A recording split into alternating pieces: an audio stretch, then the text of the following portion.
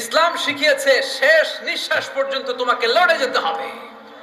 এই পৃথিবীতে কেউ কাউকে জায়গা করে দেয় না, জায়গা করে নিতে হয়। এই পৃথিবীটা, the life is not a bed of roses, এটা ফুল বিছানো কোনো ফুল সজ্জা নয়, এটা কণ্ঠকাকীর্ণ। কেউ আপনার স্পেস করে দিবে না, কেউ আপনাকে সুযোগ করে দিবে না, কেউ আপনার জায়গা করে দিবে না, বরং আপনি জায়গা করে নিলে টাইনা নিচে নামাবে। কথা বলেন। এজন্য কখনো অলসতাকে স্থান দেয়া যাবে। রাসূল বাত্তালি দুক্কানু শয়তান, অলস মস্তিষ্ক শয়তানের আড্ডা। অলস যদি কেউ থাকে এটাতে টেনে বেঁধে কাজে নামাবেন, পারা যাবে? আমরা আমাদের সমতল ভূমিতে চাষ করতে চাই না। মালয়েশিয়াতে একটা এলাকা আছে ক্যামেরুন হাইল্যান্ড, ওরা পাহাড়ের মধ্যে চাষাবাদ করে গোটা মালয়েশিয়ার খাদ্যদ্রব্যের অভাবকে মুক্ত করে দিয়েছে। পাহাড়ের মধ্যে ওখানে ফুলের বাগান, ক্যামেরুন হাইল্যান্ড প্রায় ৬,০০০ ফিট উঁচু, প্রচন্ড ঠান্ডা। এই ঠান্ডা পাহাড়ি হিল ট্রাক্টস এরিয়াতে মালয়েশিয়ার এই ক্যামেরুন হাইল্যান্ডে ওখানে আছে ফুলের বাগান, আছে ফলের বাগান, আছে চায়ের বাগান, ওখানে মধুর চাষ হয়, ওখানে শাকসবজি চাষ হয়, ওখানে অনেক কিছু চাষাবাদ হয়। ওই ফলমূল শাকসবজি দিয়ে গোটা মালয়েশিয়ার 14টা স্টেটে যত শাক সবজি ফলমূল লাগবে ওরা আঞ্জাম দেয়। আর আমরা আমাদের সমতল ভূমিতে চাষ করতে চাই না।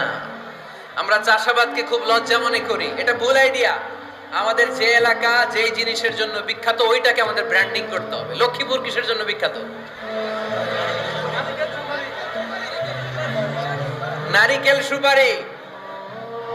নারিকেল সুপারি যে পৃথিবীর কত মানুষ, ইন্দোনেশিয়ান লোকেরা মুড়ির মতো খায় নারিকেল আর সুপারি। তো এইটারে আমাদের ব্র্যান্ডিং করতে হবে।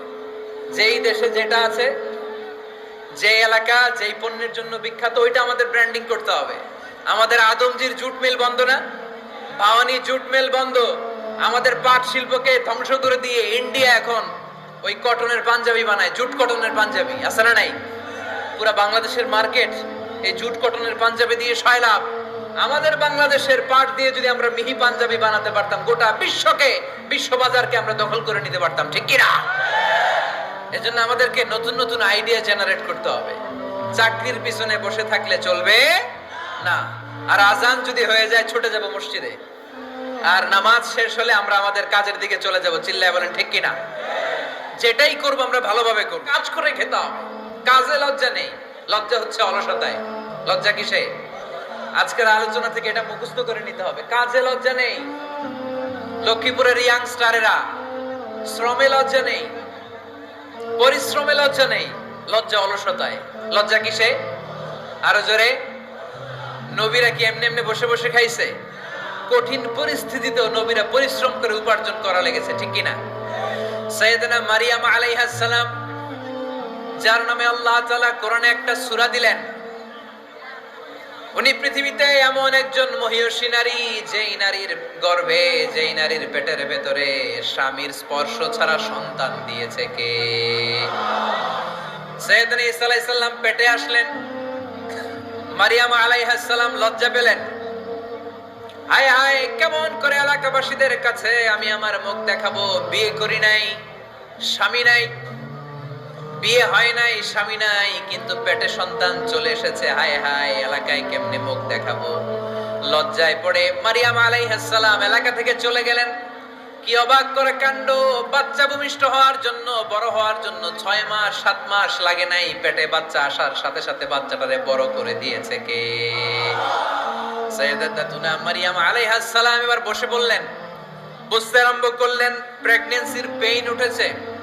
হঠাৎ করে পেট থেকে বাচ্চা ভূমিষ্ঠ হয়ে যাওয়ার পরে উনি কাঁপতে আরম্ভ করলেন। ক্ষুধার চোটে খাবার কিছু নাই, সামনে ঝর্ণা, উপরে একটা খেজুর গাছ।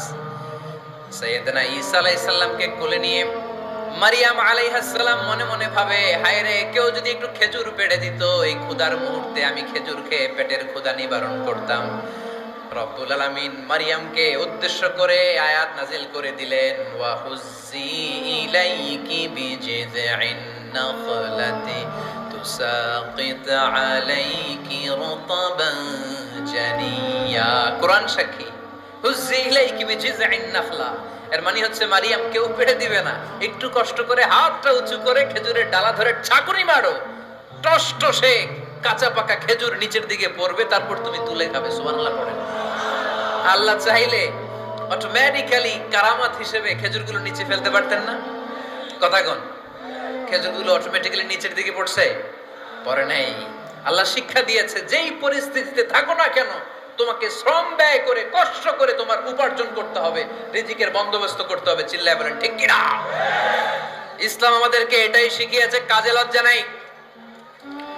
আবার বিশ্বনবী বললেন, ইন খামাতিস সাআ ওয়া ফি ইয়াদি আহাদিকুম ফাসিলাতুন, তোমাদের কারো হাতে যদি একটা চারা বীজ থাকে, সে যদি দেখে কিয়ামত হতে শুরু করেছে, ফাইন ইসতাতাআ আন ইয়াগরিসাহা ক্বাবলা আন তাকুমা আস-সাআ ফালইয়াগরিসহা,